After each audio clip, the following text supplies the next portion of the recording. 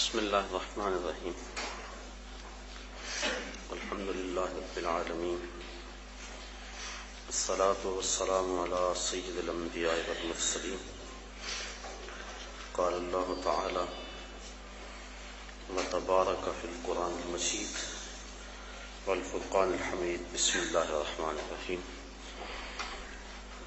وللہ علی الناس حج البیت من استطاع الیہ سبیلا صدق اللہ مولانا العظیم وصدق رسولہ النبی الکریم الرؤوف الرحیم اللہم نور قلوبنا بالقرآن وزین اخلاقنا بالقرآن وادخلنا الجنۃ بالقرآن ونجنا من النار بالقرآن قال اللہ تعالی وتبارک فی شان حبیبہ مخبرا وآمرا ان اللہ وملائکتہ یصلون علی النبی یا ایہا الذین آمنوا صلوا علیہ وسلموا تسلیما الصلاۃ والسلام علیک یا رسول اللہ وعلی آلک واصحابک یا حبیب اللہ الصلاۃ والسلام علیک یا رسول اللہ وعلی آلک واصحابک یا محبوب رب العالمین۔ تمام حمد و ثنا، تعریف و توصیف اللہ جل مجدہ الکریم کی ذات پاک کے لیے جو خالق کائنات بھی ہے اور مالک شش جہات بھی۔ اللہ جل وعلا کی حمد و ثنا کے بعد حضور نبی اکرم شفیع امم رسول محتشم نبی مکرم اللہ کے پیارے امت کے سہارے رب کے محبوب دانائے غیوب مالک رقاب امم فخر عرب و عجم والی کون و مکان سیاہ لا مکان سید انس و جاں سرور لالا رخاں نیر تاباں سرنشین محبشاں ماہ خوباں شہنشاہ حسینہ تتمہ دوراں سر خیل زہرہ جمالاں جلوائے صبح ازل نور ذات لم یزل باعث تکوین عالم فخر آدم و بنی آدم نیر بطحا رازدار ما اوہا شاہد ما طغا صاحب علم نشرہ معصوم آمنہ احمد مجتبیٰ حضرت محمد مصطفیٰ صلی اللہ علیہ وسلم کے حضور ناز میں اپنی محبتوں عقیدتوں اور ارادتوں کا خراج پیش کرنے کے بعد انتہائی واجب الاحترام ذوی الاحتشام برادران اسلام السلام علیکم ورحمۃ اللہ وبرکاتہ۔ موسم حج ہے اور گلی گلی سے اہل محبت کے قافلے سوئے حرمین روانہ ہو رہے ہیں۔ اللہ تعالیٰ جل شانہ نے قرآن مجید فرقان حمید میں ارشاد فرمایا کہ لوگوں پر اللہ کے لیے بیت اللہ کا حج لازم ہے جو کوئی راستے کی استطاعت رکھے۔ حج لغت میں قصد کو کہتے ہیں، اصطلاح شریعت میں مخصوص ارکان کی ادائیگی کے لیے حرمین کے سفر کی جو نیت کی جاتی ہے اور وہاں حاضری کے لیے بندہ پہنچتا ہے اس کو حج کہتے ہیں۔ حضور نبی رحمت شفیع معظم رسول محتشم صلی اللہ علیہ وآلہ وسلم نے ارشاد فرمایا جب انسان حج کرتا ہے تو وہ ایسے گناہوں سے پاک ہو جاتا ہے جس طرح ابھی ماں کے پیٹ سے اس نے جنم لیا ہو۔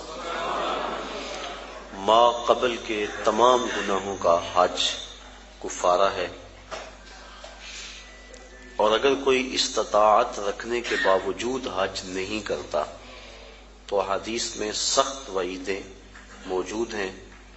حضور کے ایک فرمان کے مطابق جو شخص استطاعت رکھنے کے باوجود حج نہیں کرتا، فرمایا وہ یہودی مرے یا عیسائی مرے، ہمیں اس سے کوئی غرض نہیں ہے۔ اور ایک حدیث کے لفظ ہیں کہ حج میری امت کے ضعیف لوگوں کا جہاد ہے۔ حج کی فضیلت کے عنوان سے کتب حدیث کے اندر بہت کچھ موجود ہے۔ صاحب استطاعت پر زندگی میں ایک مرتبہ حج کرنا فرض ہے۔ 5 سال کے بعد جو حج کی تاکید کتب احادیث میں موجود ہے، تو علماء نے اس کو استحباب پر محمول کیا ہے کہ جو غنی ہے، صاحب استطاعت ہے، اس کو چاہیے کہ 5 سال کے بعد وہ حج کرے، لیکن فرض زندگی میں صرف ایک مرتبہ ہے۔ ایک مرتبہ واجب ہوا، اس نے ادا کر لیا تو وجوب اتر گیا، لیکن ویسے اس کے لیے مستحب یہ ہے کہ وہ ہر 5 سال کے بعد کر لے اگر وہ استطاعت رکھتا ہے، چونکہ حج کرنے سے اللہ تعالیٰ غنا عطا فرماتا ہے۔ جب بندہ حج کرے اللہ اسے غنی کر دیتا ہے، اس کے رزق میں بھی برکت فرماتا ہے، اس کے دین میں بھی برکت فرماتا ہے۔ ایک حدیث کے لفظ ہیں، حضور نے ارشاد فرمایا کہ حج کرو غنی ہو جاؤ گے، سفر کرو صحت پاؤ گے۔ تو حج سے غنا ملتا ہے اور سفر سے صحت ملتی ہے۔ زندگی میں ایک مرتبہ حج کی فرضیت پر دلیل وہ معروف روایت ہے جو آپ نے متعدد مرتبہ علماء سے سماعت کی ہوئی ہوگی کہ حضور نے ارشاد فرمایا لوگوں حج کے لیے آیا کرو۔ تو ایک شخص نے عرض کی حضور ہر سال آیا کریں؟ آقا کریم خاموش رہے، کوئی جواب نہیں دیا۔ اس نے پھر پوچھا حضور ہر سال آیا کریں، ہر سال حج فرض ہے؟ حضور خاموش رہے، جواب مرحمت نہیں کیا۔ اس نے تیسری مرتبہ پھر سوال کیا تو آقا کریم نے پھر خاموشی اختیار کی، پھر وقفہ سکوت توڑتے ہوئے فرمایا تم سے پچھلی امتیں نبیوں پر کثرت سوالات کی وجہ سے ہلاک کر دی گئی، لو قلت نعم لوجبت، اگر میری زبان سے ہاں نکل جاتی تو واجب ہی ہو جاتا۔ وہ زبان جس کو سب کن کی کنجی کہیں، اس کی نافذ حکومت پہ لاکھوں سلام۔ کہا اگر میری زبان سے ہاں نکل جاتی تو واجب ہی ہو جاتا۔ تو حضور کا اختیار فی شریعت سمجھ میں آیا کہ حضور جو کہیں وہی دین ہوتا ہے۔ قرب قیامت کے فتنوں میں سے ایک فتنہ حضور نے آج سے صدیوں قبل بیان فرما دیا۔ نسائی شریف کی روایت ہے، حضور نے ارشاد فرمایا قرب قیامت میں کچھ لوگ کہیں گے کہ حلال وہی ہے جو اللہ نے حلال کیا، حرام وہی ہے جو اللہ نے حرام کیا۔ فرمایا انما اوتیت القرآن ومثلہ معہ، مجھے قرآن بھی دیا گیا اور قرآن جتنے اور علم بھی میرے سینے میں رکھ دیے گئے۔ تو جس کو میں حلال قرار دے دوں وہ ایسی ہے جس طرح اللہ نے حلال قرار دیا ہے، اور جس کو میں حرام قرار دے دوں وہ ایسے ہی ہے جس طرح اللہ نے حرام قرار دیا ہے۔ چونکہ مصطفیٰ اپنی مرضی سے نہیں بولتے، وما ينطق عن الهوى ان هو الا وحی یوحی، جو مالک کی مرضی ہوتی ہے وہی مصطفیٰ کی بولی ہوتی ہے۔ تو اس لیے جو حضور فرما دے وہی دین ہوتا ہے۔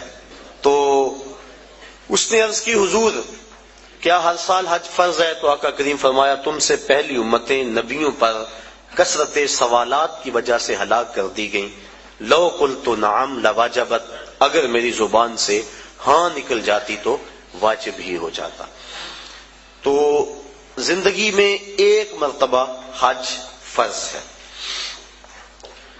حضور نے حج کی فضیلت کے بارے میں بہت کچھ ارشاد فرمایا، اور ایک روایت کے لفظ ہیں کہ ایک حج ایسا ہے جس سے 3 آدمیوں کی مغفرت ہو جاتی ہے، اور وہ حج بدل ہے۔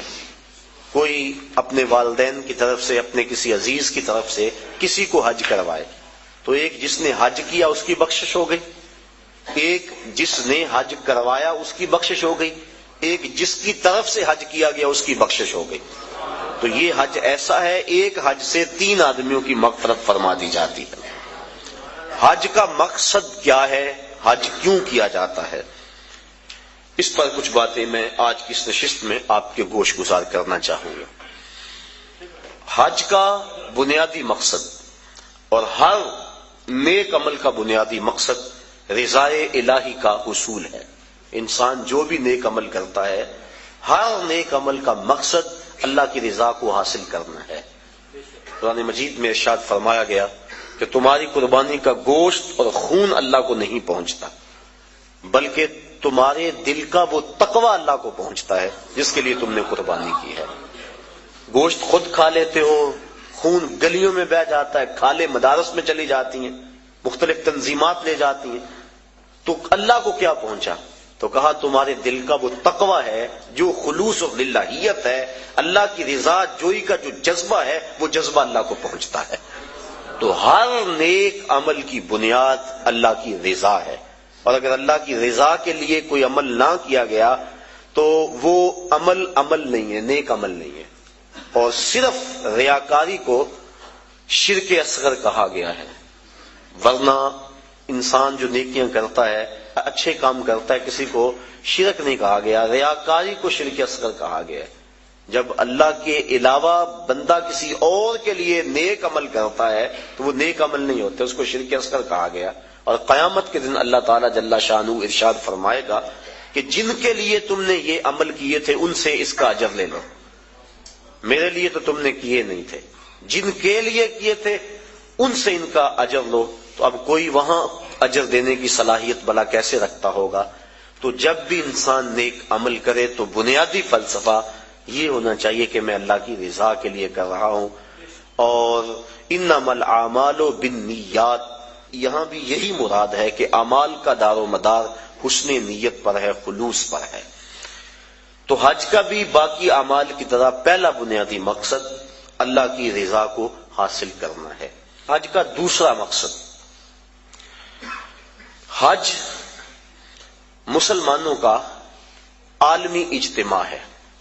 اسلام نے ایک نظام دیا، محلے کی سطح پہ مسلمانوں کا اجتماع نماز باجماعت ہے، علاقے کی سطح پہ مسلمانوں کا اجتماع جمعۃ المبارک ہے، شہر کی سطح پر مسلمانوں کا اجتماع عیدین ہے، اور عالمی اجتماع حج ہے۔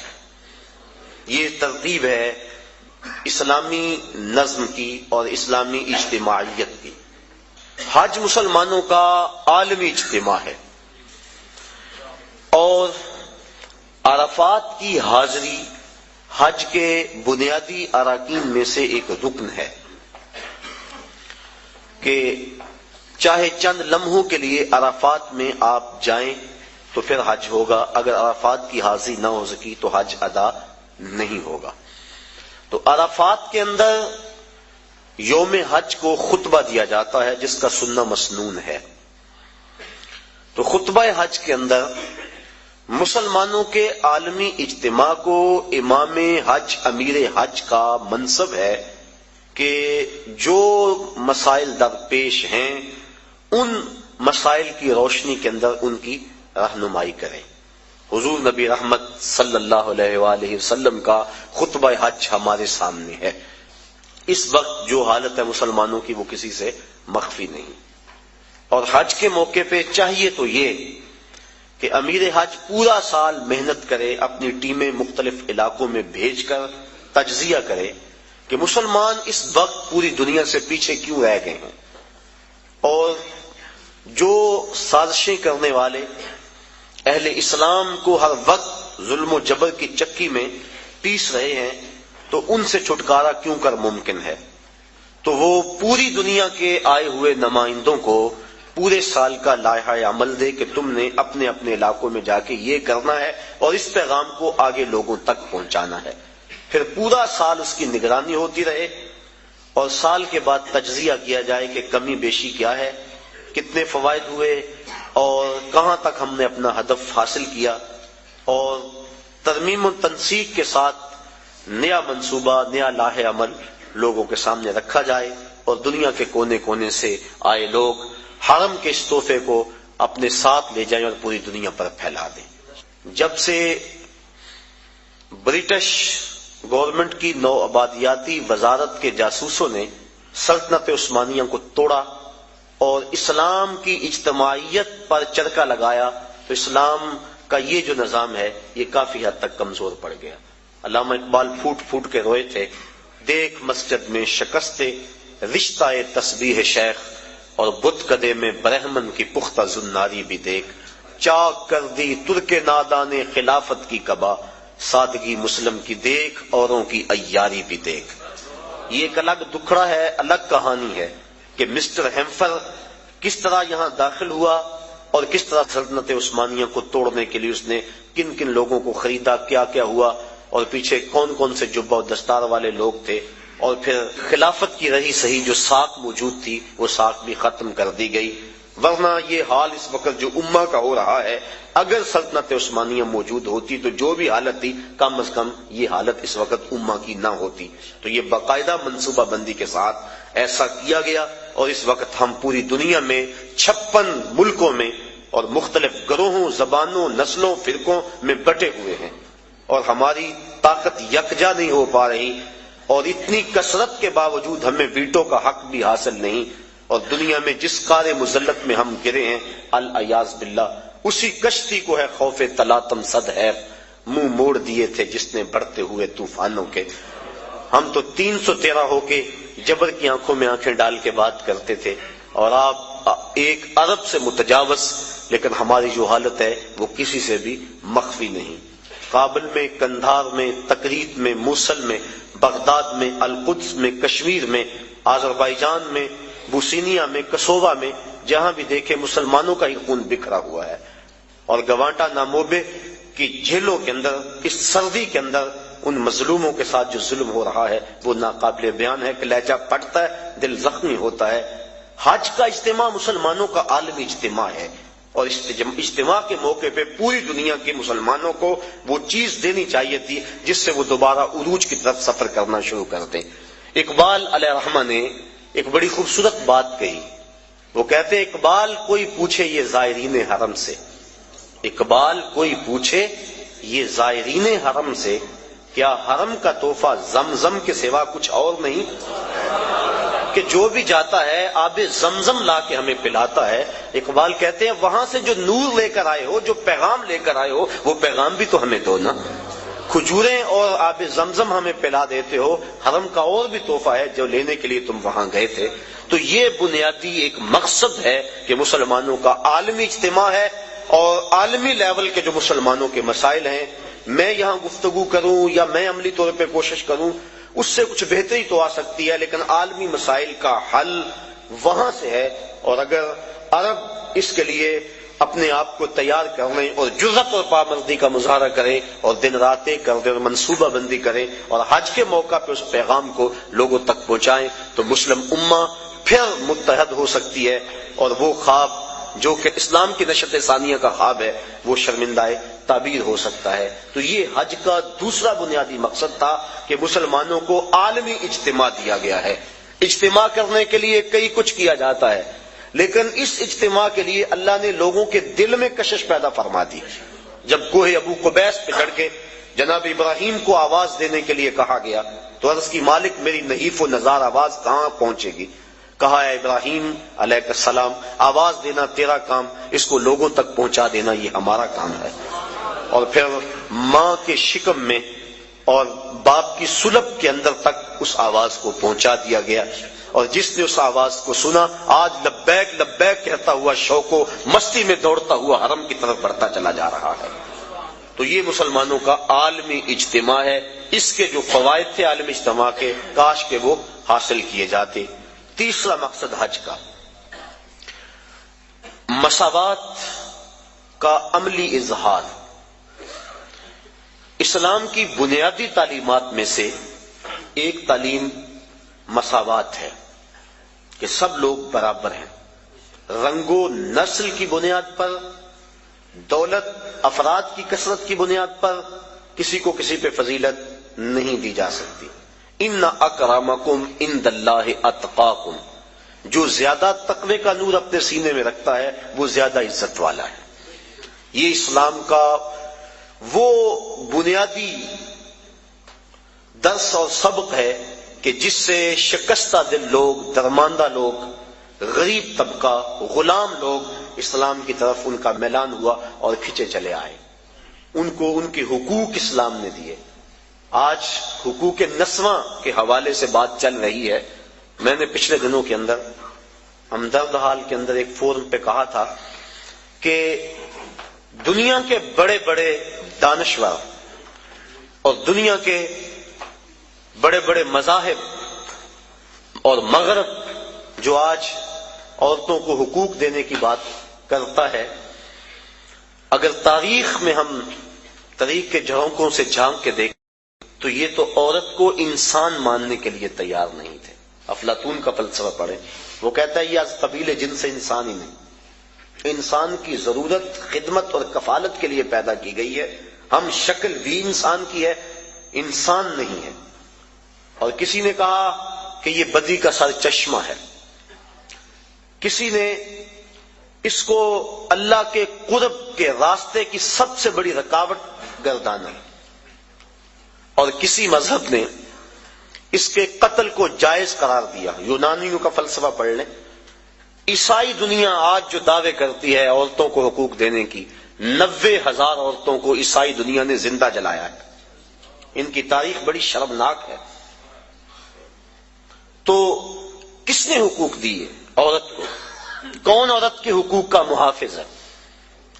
دنیا والے تو عورت کے وجود کو برداشت نہیں کرتے تھے۔ یہ بر صغیر پاک و ہند، ابن بطوطہ جب یہاں آیا تو کس بات سے بے ہوش ہوا تھا؟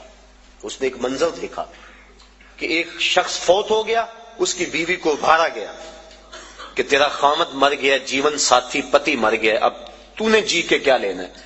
تیری وفا کا تقاضا یہ ہے کہ تو بھی اس جلتے ہوئے شعلوں میں چھلانگ لگا دے، تو خامد کی اگر وفادار ہے تو اس کو بھڑکا کر اس آگ کے اندر چھلانگ لگانے کے لیے تیار کیا گیا، اور جب اس نے جوش میں آ کے چھلانگ لگائی، اس کی چیخیں جب فضاؤں میں بلند ہوئی تو معروف سیاح ابن بطوطہ بے ہوش ہو گیا اور اپنے گھوڑے سے گر پڑنے لگا، اور لوگوں نے بڑھ کے تھاما۔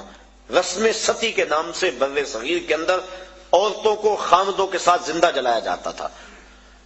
اور عربوں کی تاریخ آپ جانتے ہیں کہ وہ تو بیٹی کے وجود کو برداشت نہیں کرتے، حق دینا تو بات کی بات ہے، وہ تو وجود کو گوارا نہیں کرتے تھے۔ اگر کسی کے ہاں بیٹی جنم لے لیتی اس کا منہ کالا ہو جاتا، یہ قرآن نے بتلایا۔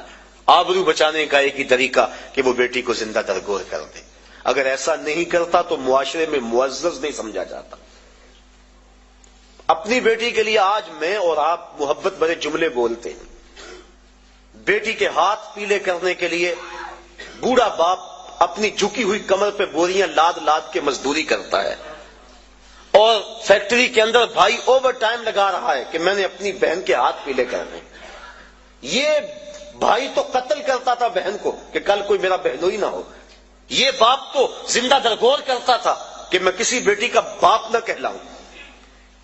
تو باپ کے دل میں بیٹی کی یہ محبت، بھائی کے دل میں بہن کا یہ پیار کہ وہ اس کے لیے کتنی محنت کرتے ہیں، اور جب گھر سے بیٹی رخصت ہوتی ہے تو باپ بھی پھوٹ پھوٹ کے روتا ہے، اور بھائیوں کے آنسو بھی خشک نہیں ہوتے۔ یہ تو قاتل تھے بیٹیوں کے اور بہنوں کے لیے، ان کے دل میں یہ گداز اور نرمی اور محبت کس نے ڈالی؟ آمنہ کے لال کا یہ عطیہ ہے۔ سجدہ شکر ادا کرتی رہیں ساری زندگی بھی عورتیں تو وہ حق شکر ادا نہیں کر سکتی۔ ان کے تو وجود کو برداشت نہیں کیا جاتا تھا، ان کے وجود کو عزت بخشی تو وہ محمد عربی صلی اللہ علیہ وسلم نے بخشی۔ آج عورتیں بھگڑے ڈال رہی ہیں کہ ہمارے حقوق کا تحفظ کیا گیا، اور اگر اس کی آبرو بھی لٹتی ہے بالجبر تو مقدمہ بھی درج نہیں ہوتا، پہلے سیشن جج کے پاس اسے جانا ہوگا، استغاثہ پیش کرنا ہوگا، پیچیدگیاں ہیں، قانونی معاملات ہیں۔ یہ تو آنکھیں کھلیں گی اس وقت جب ان کے ساتھ جو ہے وہ عملی سلوک ہوا۔ تو آج یہ بنگڑے اور آج یہ خوشیاں کہ ہمیں تحفظ دے دیا گیا، یہ عورتوں کے تحفظ کا بل نہیں ہے، عورتوں کی تذلیل کا بل ہے۔ عورتوں کو تحفظ اسلام نے دیا ہے۔ جس ماں کو ترکے میں بانٹتے تھے اس کے قدموں میں جنت ڈال دی، کہا تیری جنت اس ماں کے قدموں تلے، اور یہ شرطیں لگائی کہ ماں قاریہ قرآن ہے یا حافظ قرآن ہے یا رابعہ بصری ہے وقت کی تیری ماں، تو پھر اس کے قدموں تلے جنت ہے۔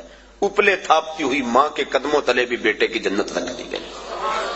بہن کو عزت کی مستن پہ بٹھا دیا گیا، بیٹی کو باپ کے لیے دل کی دھڑکن بنا دیا گیا، آنکھوں کا نور اور چین بنا دیا گیا، گھر کی زینت بنا دی گئی، اور بیوی جس کو پاؤں کا جوتا خیال کیا جاتا تھا اس کو محبوبہ بنا کے خامد کے لیے محبتوں کے گوشے اس کے سینے کے اندر رکھے گئے۔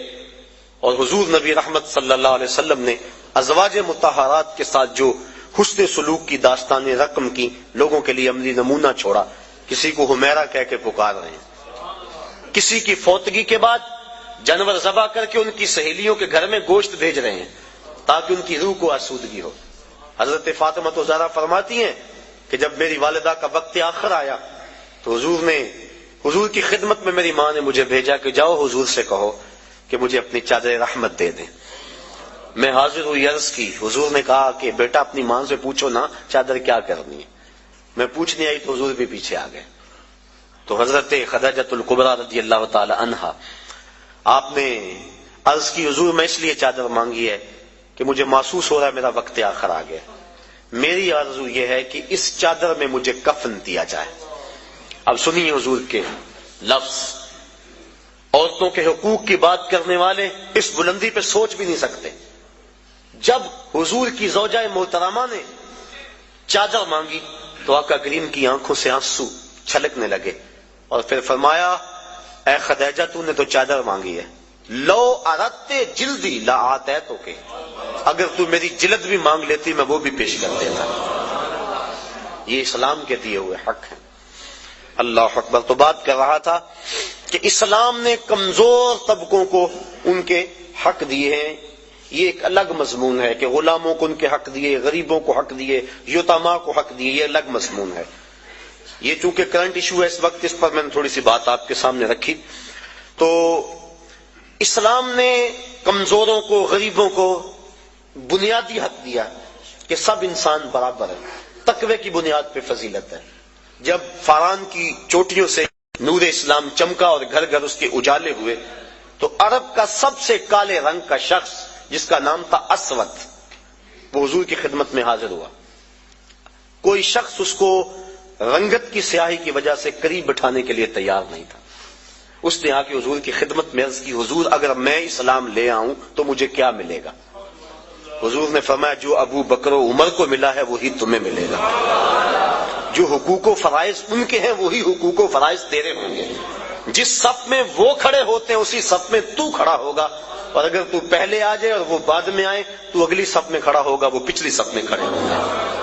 اس نے کہا اگر اسلام یہ ہے تو میں تو پھر دل و جان سے اس دین کو قبول کرتا ہوں۔ حضرت اقبال مساوات کی بات کے اندر اسرار و رموز کے اندر لکھتے ہیں، اسود از توحید احمر می شود، کہ اسود توحید کے فیضان سے احمر ہو جاتا ہے، گوری رنگت والوں کے کندھوں سے کندھا جوڑ کے وہ کھڑا ہوتا ہے۔ یہ اسلام کا دیا ہوا درس مساوات ہے کہ سب کو ایک صف میں کھڑا کر دیا گیا، یہ اسلام کا درس ہے۔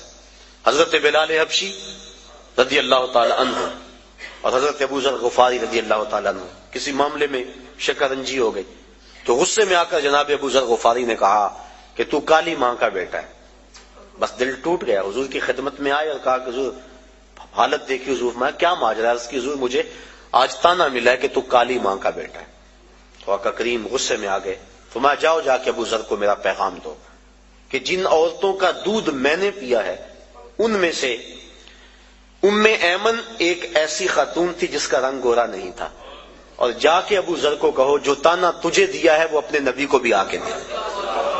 اور جب جناب بلال حبشی رضی اللہ تعالیٰ عنہ ان کے پاس گئے اور جا کے یہ بات کہی تو وہ زاروں کے تار رونے لگے اور اپنا جوتا اتار کے حضرت بلال حبشی کے ہاتھ میں دیا، کہا یہ میرے منہ پہ ملو جس سے میں نے یہ بات کہی ہے۔ تو دیکھیے یہ اسلام کا عمل مساوات ہے اور اسلام کا درس مساوات ہے کہ اسلام نے سب کو ایک صف میں کھڑا کیا اور معیار تقوی رکھا، تقوی کی معیار پہ سب انسان جو ہے وہ ایک دوسرے سے فضیلت دے سکتے ہیں، ورنہ ایک دوسرے کے برابر ہیں۔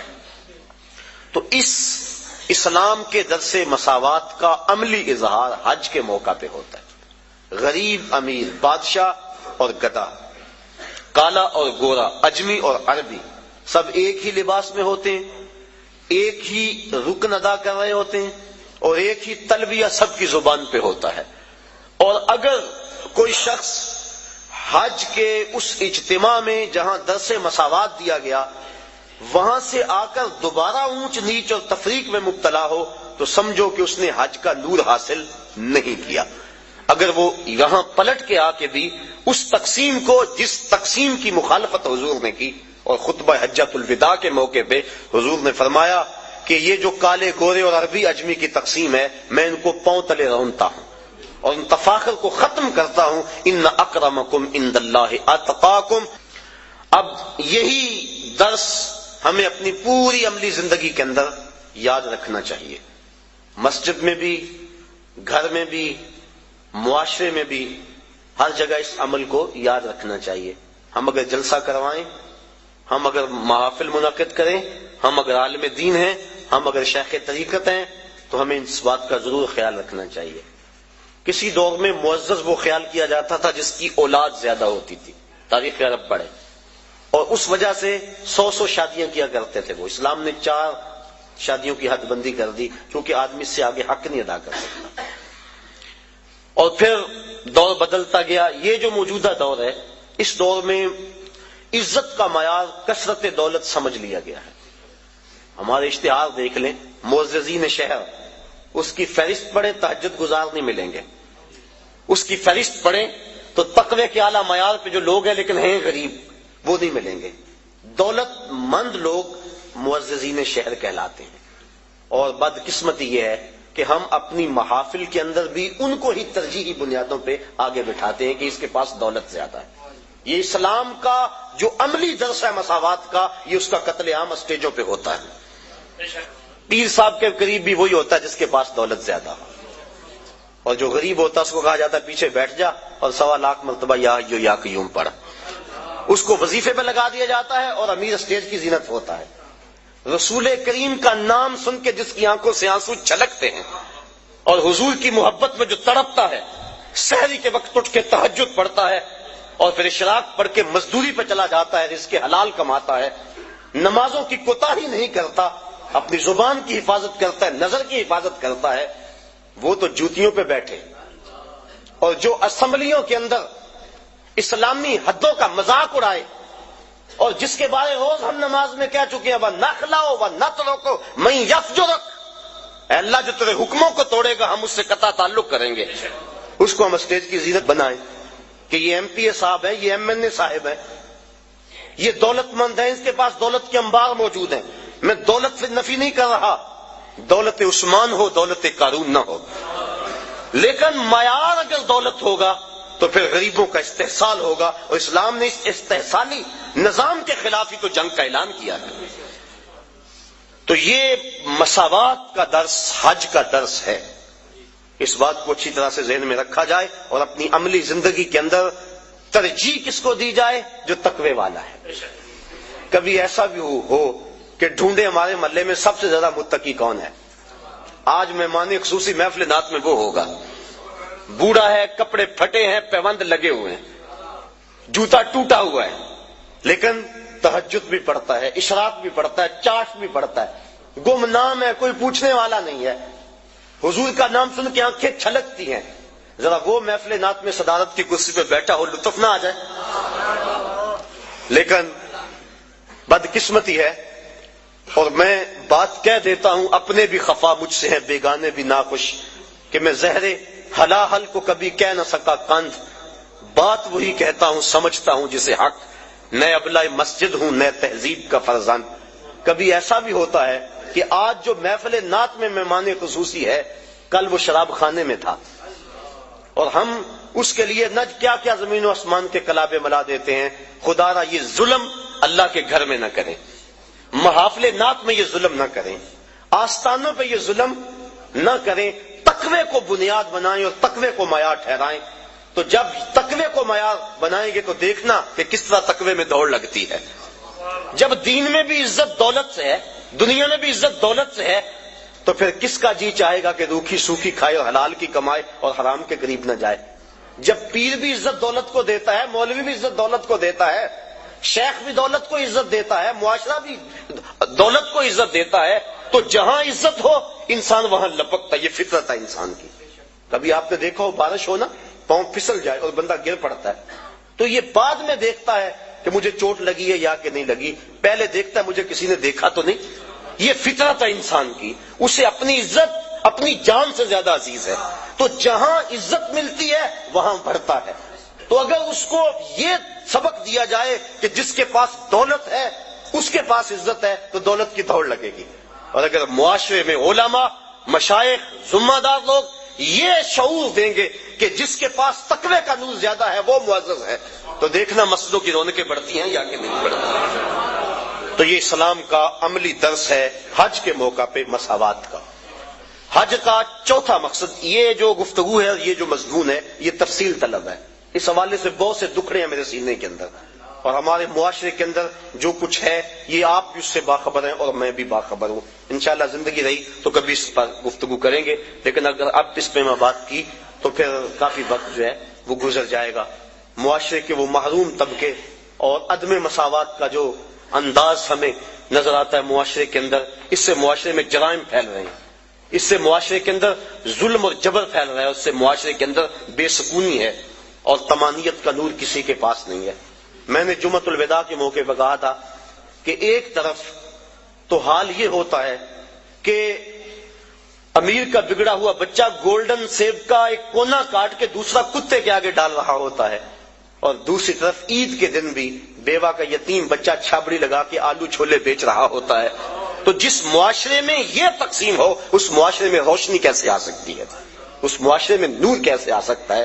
میرے آقا تو یتیم کو سینے سے لگاتے ہیں، اس کو نیا لباس بھی دیتے ہیں، عزت بھی دیتے ہیں، اور ساتھ یہ بھی کہتے ہیں بیٹا کیا تو پسند نہیں کرتا کہ محمد تیرا باپ لگے اور عائشہ تیری ماں لگے اور فاطمہ تیری باجی لگے؟ پھر جب وہ انگلی تھام کے حضور کی چلتا ہے تو وہ کہتا ہے کہ تھا تو یتیم لیکن مزہ آ گیا مصطفیٰ کی انگلی تھامے جا رہا۔ تو اگر ہم پسے ہوئے طبقوں کو عزت دیں گے اور انسانی وقار کو ملحوظ رکھیں گے اور اسلام کا جو مساوات کا درس ہے اس درس کو ہر صورت کو ملحوظ رکھیں گے تو معاشرے کے اندر طمانینت ملے گی، غریب کو بھی سکون ملے گا اور امیر کو بھی سکون ملے گا۔ اور وہ لوگ قابل داد ہیں کہ جو دولت کی کثرت کے باوجود تکبر کی اس خصلت سے اور نمایاں ہونے کی اس آرزو سے مبرہ ہیں، ایسے لوگوں کی کمی بھی معاشرے کے اندر نہیں ہے۔ جگہ جگہ ہمارا بھی جانا ہوتا ہے، کچھ لوگ ایسے ہوتے ہیں کہ دولت کی کثرت کے باوجود ان کے اندر عجز، خاکساری اور انسانی ہمدردی کے جو جذبے ہیں وہ قابل داد ہیں، اور میں ان پہ جتنی بھی داد ان کو دوں کم ہے۔ اللہ تعالیٰ ان کی عزتوں میں مزید فراوانی عطا فرمائے۔ گلی گلی کوچے کوچے ایسے لوگ بھی بکھرے ہوئے ہیں۔ حج کا یہ تیسرا مقصد تھا مساوات۔ حج کا چوتھا مقصد ہمیں ہمارے ماضی سے جوڑنا ہے۔ ہمارا جو ماضی ہے، ہماری جو تاریخ ہے، اس سے ہمیں جوڑنا، یہ حج کا چوتھا مقصد ہے۔ آپ دیکھ لیجئے، ملاحظہ کر لیں پورے حج کو، ہم ملت خلیل سے ہیں اور ہمیں ماضی سے جوڑا گیا۔ طواف کعبہ ہے، پہلے چکر رمل کے لگائے جاتے ہیں۔ رمل کیا؟ جس طرح پہلوان اکھاڑے میں چلتا تھوڑا سا ٹہل ٹہل کے کندھے چکا کے، اس طرح طواف کرو، پہلے چکر رمل کے لگاؤ۔ اللہ کا گھر اور اکڑ کے چلے، لیکن تاریخ ڈھونڈی تو یوں ماجرا سامنے آیا کہ فتح مکہ کے دن کافر چھتوں پہ تھے، مسلمان شب و روز ہجرت مدینہ کے بعد جنگوں کی محنت، دین کے لیے تگ و تاز اور جد و جہد میں مصروفیت کی وجہ سے سخت کمزور تھے۔ کافروں نے کہا دیکھو مکے میں تھے تو آسودہ تھے، یہاں سے چلے گئے نا تو دیکھو کیا حال ہو گیا۔ آقا کریم فرمایا ذرا تم تھوڑا سا ٹہل کے چلو تاکہ انہیں پتا چلے ہم ماڑے نہیں تگڑے ہیں۔ ان کو دکھلانے کے لیے اس انداز کے ساتھ پہلے چکر رمل کے لگوائے اللہ کے گھر کے سامنے۔ اب کفار چھتوں پہ موجود نہیں ہوتے، علت ختم ہو گئی۔ جب علت ختم ہوئی تو معلول بھی ختم ہونا چاہیے تھا، لیکن علت ختم ہوئی معلول ختم نہیں ہوا، چکر اسی طرح لگائے جاتے ہیں۔ گو کافر نہیں دیکھ رہے، یار کی سنت کو تو ادا کرنا ہے۔ تو یہ ماضی سے ہمیں جوڑا جا رہا ہے، ہمارا ذہن پلٹ کے ادھر چلا جاتا ہے اور فتح مکہ کا منظر آنکھوں کے سامنے گھوم جاتا ہے اور اسلام کی شان و شوکت سمجھ میں آتی۔ اب طواف کر لیں تو حجر اسود کو چومنا ہے۔ حجر اسود ایک پتھر ہے سیاہ رنگت کا، اور اس کو بھڑ بھڑ کے چوما جاتا ہے۔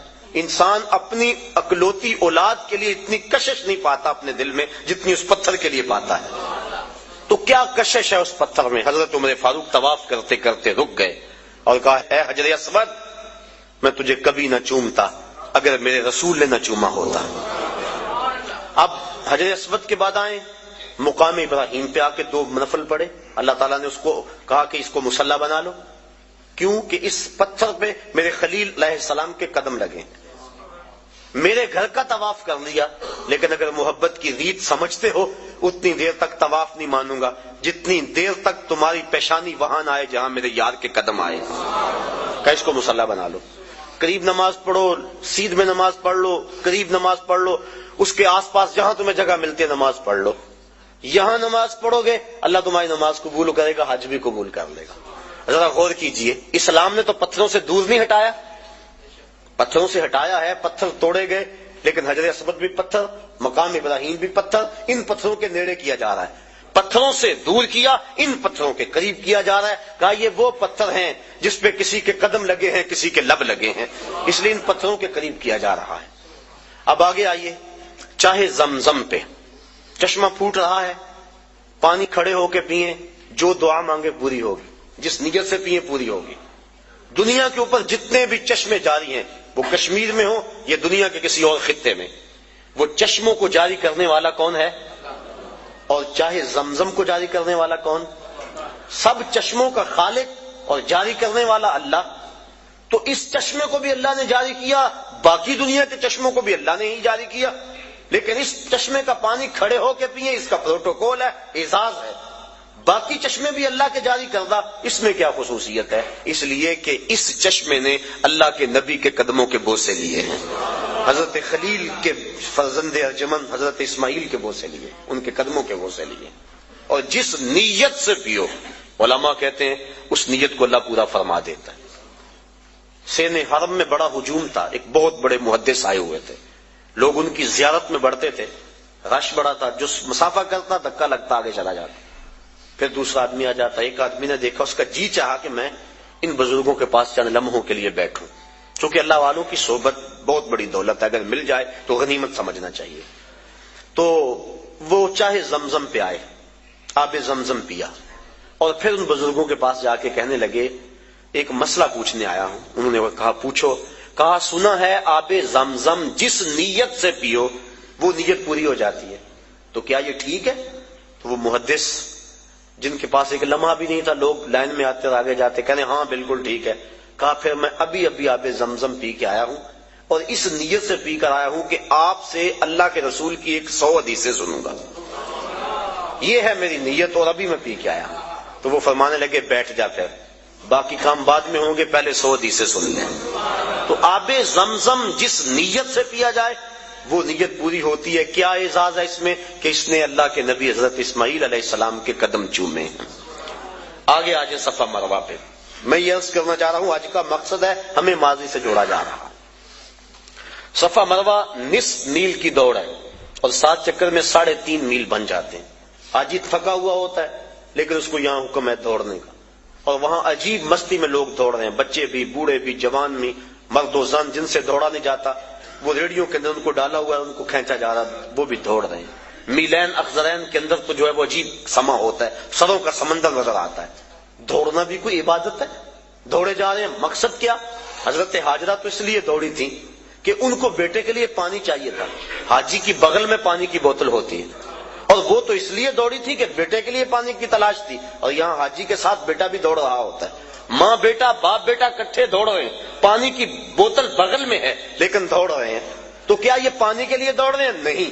بیٹے کے لیے دوڑ رہے ہیں؟ نہیں، یہ تو محبوب کی ادا کو ادا کر رہے ہیں۔ اور حضرت حاجرہ نے اس وادی غیر ذی زرع کے اندر جس طرح جرأت و استقامت کا ثبوت فراہم کیا، آپ نے علماء سے سنا، تفصیل کا وقت نہیں، کہ جب جناب خلیل علیہ السلام سیدہ ہاجرہ کو چھوڑ کے واپس پلٹنے لگے تو یہ سحر کا وقت تھا، تو حضرت ہاجرہ بھڑ کے ان کا دامن تھام لیا، تمسکت بِأَزْيَالِهِ، دامن تھام کے پوچھنے لگی اس تنہائی اور غربت میں چھوڑ کے کہاں جا رہے ہو؟ وہاں انسانی وجود کیا حیوانی وجود بھی نہیں تھا۔ مورخ اسلام فی جلندری اس جگہ کا نقشہ کھینچتے ہوئے لکھتا ہے وہ وادی جس میں وحشت بھی قدم رکھتی تھی ڈر ڈر کے، جہاں پھرتے تھے آوارہ تھپیڑے باد سر سر کے، جہاں پر گھاس اگتی ہے جہاں نہ پھول کھلتے ہیں، مگر وہ سرزمین ہے آسماں بھی جھک کے ملتے ہیں۔ محیط پہاڑوں میں دن کو ڈر لگے، عورت ذات اور معصوم بچہ گود میں، نہ پینے کے لیے کچھ ہے نہ کھانے کے لیے کچھ، نہ کوئی ہمسائیگی، عورت کا وجود۔ حضرت ہاجرہ کو حضرت ابراہیم علیہ السلام جب چھوڑ کے جانے لگے دامن تھام لیا، کہا اس تنہائی اور غربت میں چھوڑ کے کہاں جا رہے ہو؟ کوئی جواب نہ دیا۔ پھر قدم اٹھایا تو آگے بڑھی، پاک تینت خاتون نے پھر دامن پکڑا، کہا اس تنہائی میں چھوڑ کے ہمیں کہاں جا رہے ہو؟ لیکن جناب ابراہیم علیہ السلام کی آنکھوں میں آنسو تو ہیں لیکن جواب کوئی نہیں دیا۔ پھر قدم اٹھایا اور پھر دامن کو پکڑ کے کہا اس غربت اور تنہائی میں چھوڑ کے ہمیں کہاں جا رہے ہو؟ میرا نونہال جو میری امیدوں کا چراغ ہے یہ ضائع نہ ہو جائے کہیں، اور یہاں پانی بھی نہیں ہے، اور میں عورت ذات، کہاں چھوڑ کے ہمیں جا رہے؟ تو حضرت خلیل علیہ السلام نے پھر جواب نہ دیا۔ تو حضرت ہاجرہ نے بات کو بھانپ لیا اور کہا کیا اللہ کا یہ حکم ہے؟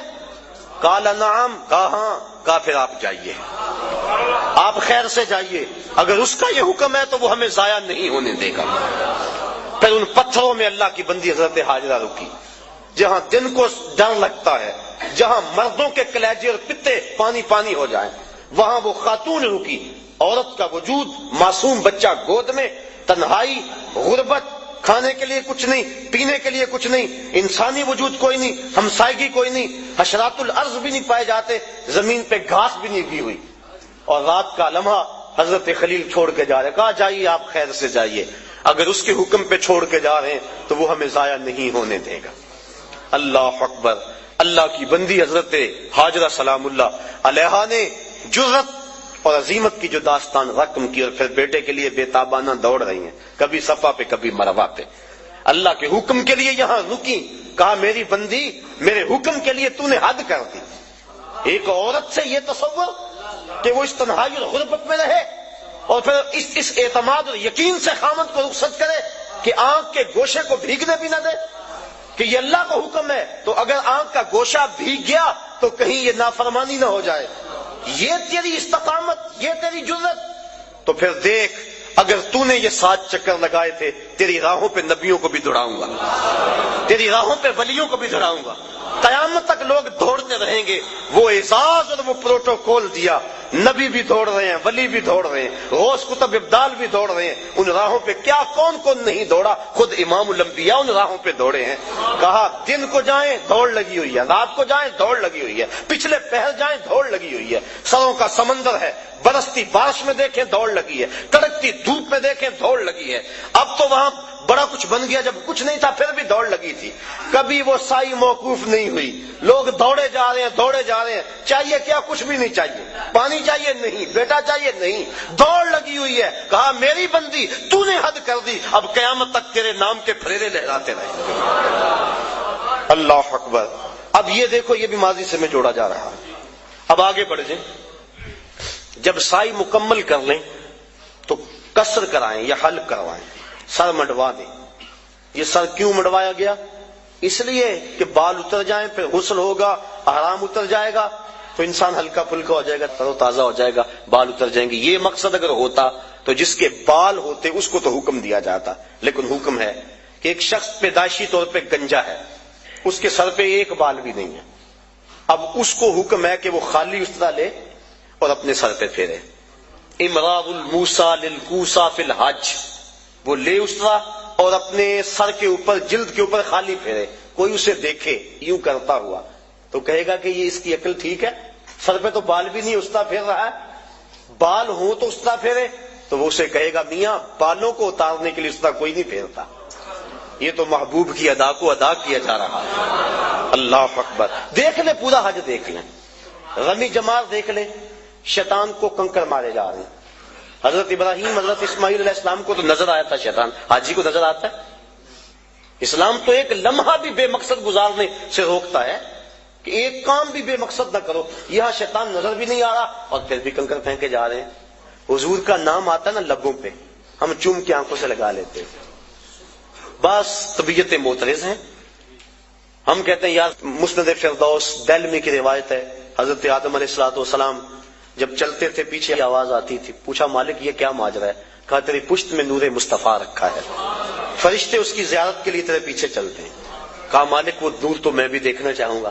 کہا پھر اپنے ناخنوں میں دیکھو. جب ناخنوں میں ظہور ہوا تو چوم کے آنکھوں سے لگا لیا. تو ہم بھی اس سنت کو ادا کرتے ہیں، کہتے ہیں یہ تو لکیر کی فقیری ہے. انہیں تو نظر آیا تھا، تمہیں نظر آتا ہے؟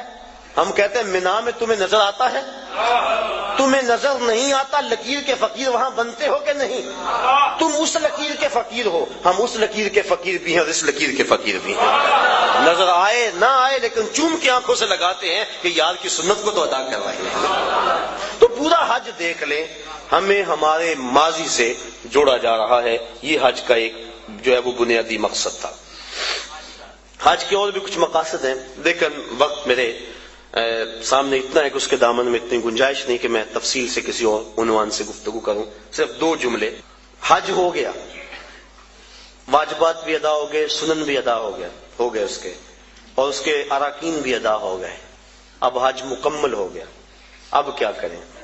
اعلیٰ حضرت فرماتے ہیں حاجیو آؤ شہنشاہ کا روزہ، کعبہ تو دیکھ چکے اب کعبے کا کعبہ دیکھیں. اللہ نے جن کو حج یا عمرہ نصیب کیا ہے اللہ انہیں بار بار نصیب کرے، اور جن کو یہ سعادت نصیب نہیں ہوئی انہیں بھی بار بار نصیب کرے. مدینہ شریف شمال میں ہے مکہ المکرمہ سے، اور کعبۃ اللہ کا جو میزاب ہے، پرنالہ جسے کہتے ہیں، اس کا رخ ادھر ہے شہر محبوب کی طرف. تو اعلیٰ حضرت فرماتے ہیں حاجیوں ذرا غور سے دیکھو کعبہ کیا کہہ رہا ہے. بازو نکال کے بتا رہا ہے اگر قبولیت کی مہر لگانی ہے تو مدینے چلے جاؤ. اللہ اکبر. تو حضور علیہ الصلوۃ والسلام کے روزے پہ حاضری دینا قریب واجب ہے، علماء نے لکھا. اور حضور نے ارشاد فرمایا من حج البیت ولم یزرنی فقد جفانی، جس نے حج بیت اللہ کیا اور میری زیارت کے لیے نہ آیا اس نے میرے اوپر ظلم کیا ہے. اور قرآن مجید کی آیت گواہ ہے وَلَوْ أَنَّهُمْ إِذْ ظَلَمُوا أَنفُسَهُمْ جَاءُوكَ، اے حبیب یہ لوگ اگر اپنی جانوں پہ ظلم کر بیٹھے تو تیری چوکھٹ پہ آ جائیں. میرے شہر کا ایک شاعر ہے، اس نے اس کا ترجمہ کیا. وہ کہتا ہے مجرم ہو تو منہ اشکوں سے دھوتے ہوئے آؤ، آؤ در تواب پہ روتے ہوئے آؤ.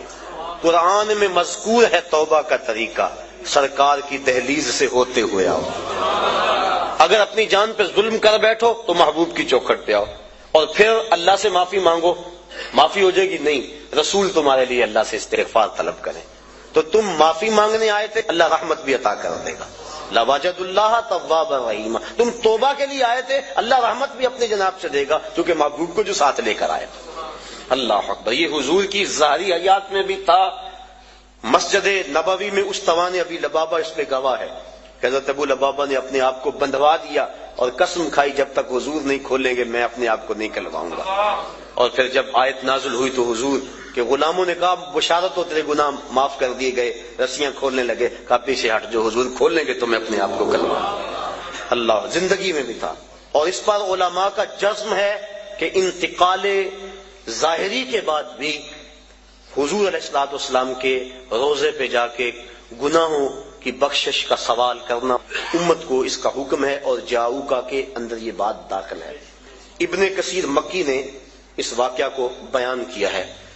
الجامع لحکام القرآن کے اندر امام قرطبی نے بھی لکھا ہے، صاحب مدارک نے بھی لکھا ہے، اور بھی علماء نے کتاب الشامل کے اندر بھی بہت سارے درجنوں علماء نے بلکہ مفسرین کی ایک جماعت نے اس بات کو بیان کیا ہے کہ حضرت امام عطبی رحمۃ اللہ تعالی علیہ کہتے ہیں کہ میں حضور کے روزے کے پاس بیٹھا تھا، ایک شخص آیا اور کہنے لگا کہ حضور میں اللہ کا یہ فرمان پڑھ کے کہ اگر اپنی جانوں پہ ظلم کر بیٹھو تو آپ کی چوکھٹ پہ آؤ، میں حاضر ہو گیا ہوں، اب میرے گناہوں کی بخشش چاہیے.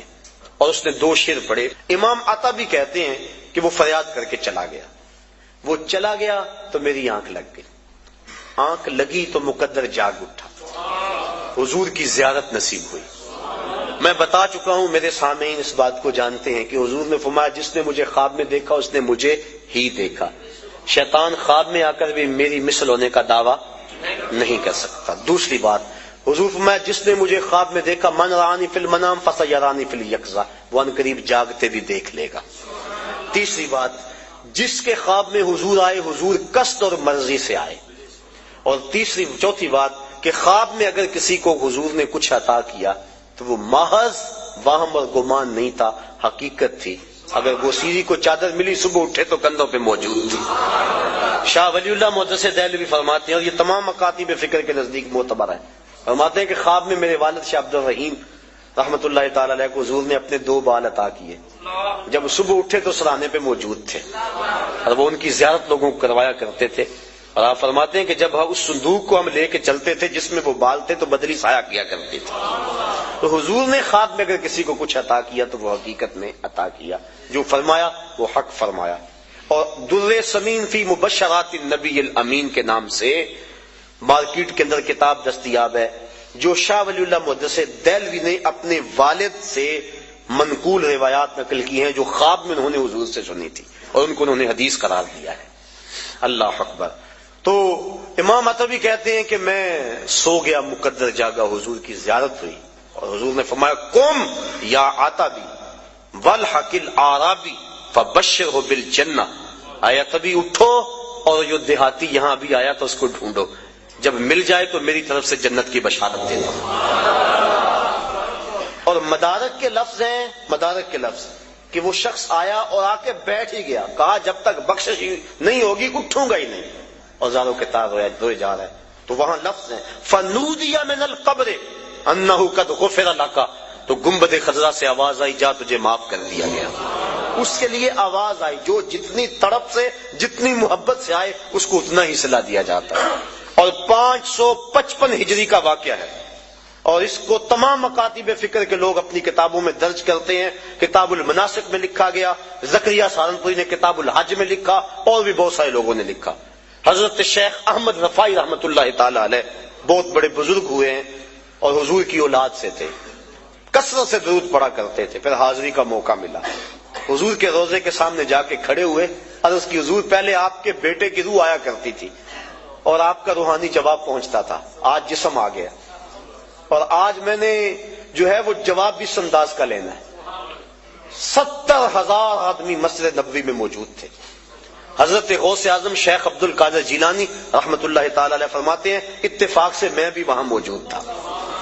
پھر کیا ہوا کہ حضور کا بیٹا، حضور کا جگر پارا، حضور کی اولاد سے حضور کا لخت جگر جو ہے وہ وہاں حضور کے سامنے گزارش کی اور کھڑا رہا کہ حضور میں اب جواب اس طرح کا نہیں لینا۔ 70,000 آدمی نے دیکھا کہ گنبد خضرا سے حضور کا دست مبارک باہر آ گیا، اور حضرت امام رفاعی نے اس ہاتھ کو چوما، بوسے دیے، اور ان کی برکت سے جو مسجد نبوی میں اس وقت لوگ موجود تھے سب نے حضور کے مبارک ہاتھ کی زیارت کر لی۔ اللہ اکبر۔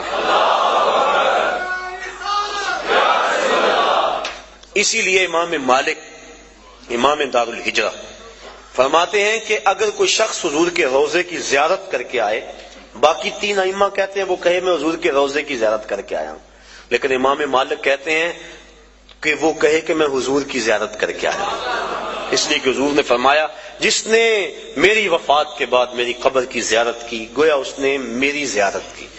اور حضور نے یہ بھی ارشاد فرمایا من زار قبری وجبت لہ شفاعتی، جس نے میری قبر انور کی زیارت کی میرے اوپر لازم ہے کہ میں اس کی قیامت کے دن سفارش کروں گا۔ تو آؤ سرزمین مکہ حرم الہی کے انوار بھی لوٹیں اور سرزمین مدینہ میں حضور کی رحمتوں کے سائے تلے بھی بیٹھیں۔ مکہ بھی برکت والا، مدینہ بھی برکت والا، مکے کی حاضری کے کیا کہنے اور مدینہ کی حاضری کے کیا کہنے، بات لمبی ہو جائے گی، بہت لمبی۔ جب میں سفر حجاز کے لیے حاضر ہوا تو واپس لوگ ملنے کے لیے آئے تھے، بڑا لوگوں کو شوق تھا کہ ان سے داستان سنیں۔ میں نے جگہ جگہ ان دنوں کے اندر تذکرے مدینہ شریف کے اور حرم الہی کے کیے، تو دوست آ بیٹھے، وقت تھوڑا تھا، میں نے کہا کہ یار مختصر کہانی نہ سنا دوں، ایک تو لمبی کہانی ہے جو صدیوں پر پھیلی ہوئی ہے تو ختم نہیں ہو سکتی، ایک ایک لمحہ صدیوں پہ محیط ہوتا ہے. اور ایک کہانی 2 لفظوں میں سناؤں. انہوں نے کہا چلو وہ بھی سنا دو. تو میں نے کہا کعبۃ اللہ پہ پہلی نظر بڑی مشکل ہے اور روضہ رسول پہ آخری نظر بڑی مشکل ہے. تو یہ اس سفر کی داستان ہے، اس سفر کی کہانی ہے. اللہ مجھے آپ کو بار بار سفر حرمین نصیب فرمائے.